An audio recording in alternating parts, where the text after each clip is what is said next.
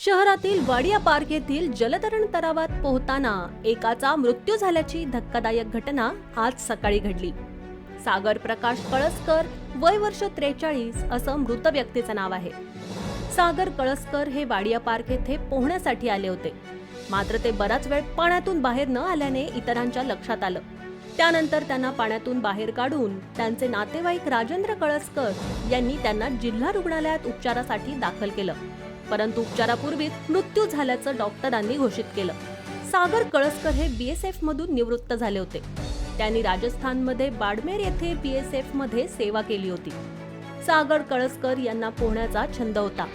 ते निवृत्तीनंतर वाडिया पार्क येथे पोहण्यासाठी नेहमी येत होते, परंतु आज सकाळी जलतरण तलावात बुडून त्यांचा मृत्यू झाला।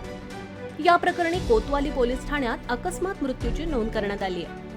दरम्यान सागर यांना पोहण्यासाठी तलावात उतरल्यानंतर चक्कर आली असावी किंवा पाण्यात बुडून मृत्यू झाला असावा असा अंदाज व्यक्त केला जातोय।